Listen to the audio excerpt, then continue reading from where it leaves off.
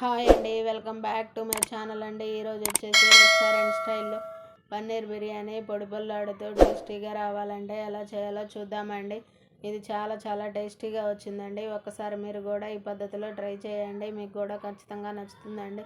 దీనికోసం ముందుగా ఒక గిన్నె తీసుకొని 4 గ్లాసుల బాస్మతి బియ్యాన్ని కడిగి 1 గంట పాటు నానబెట్టుకోవాలండి. ఇప్పుడు 200 గ్రాముల పన్నీర్ తీసుకొని ముక్కలుగా కట్ చేసుకొని ఉప్పు, కారం, నూనె వేసి ముక్కలంతా కలిసేలాగా బాగా కలిపి పక్కన పెట్టుకోవాలండి.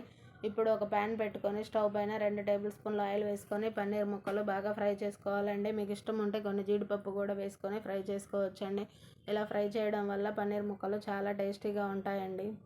ఇప్పుడు రైస్ ఉడికించుకోవడానికి స్టవ్ మీద ఒక గిన్నెలో వాటర్ తీసుకొని అందులో ఉప్పు, ఆయిల్, 1/2 టేబుల్ స్పూన్ అల్లం వెల్లుల్లి పేస్టు, ఒక అరచెక్క నిమ్మరసము, హోల్ గరం మసాలా వేసి బాగా మరిగించుకోవాలండి. ఈలోగా మనం బిర్యానీ చేసుకునే గిన్నె తీసుకొని అందులో ఫ్రైడ్ ఆనియన్స్, ఉప్పు, కారము, పెరుగు, బిర్యానీ మసాలా, ధనియాల పొడి, కరివేపాకు, కొత్తిమీర, పుదీనా, పెరుగు, నిమ్మరసం, పచ్చిమిర్చి అన్నీ వేసి బాగా కలిపేలాగా పక్కన పెట్టుకోవాలండి. నూనె కూడా వేసి కలిపి పక్కన పెట్టుకోండి. ఇలా కలిపి పక్కన పెట్టుకున్నాక రైస్ బాగా బాయిల్ అయ్యి ఉంటాయండి. ఇప్పుడు మనం నానబెట్టుకున్న బాస్మతి బియ్యాన్ని వేసి ఉడికించుకోవాలండి. ఆ తర్వాత మనం కలిపి పెట్టుకున్న పెరుగు మిశ్రమాన్ని ఒక స్టవ్ పైన పెట్టుకొని ఆయిల్ సపరేట్ అయ్యేంత వరకు ఉడికించుకోవాలండి. ఆయిల్ సపరేట్ అయిన తర్వాత మనం ముందుగా ఫ్రై చేసుకున్న పన్నీరు, జీడిపప్పు ముక్కల్ని వేసుకొని కొన్ని ఫ్రైడ్ ఆనియన్స్ యాడ్ చేసుకొని బాగా కలిపి సాల్ట్ చెక్ చేసుకొని అంతా మిశ్రమం అంతా కలిసేలాగా కలిపి పెట్టుకోవాలండి.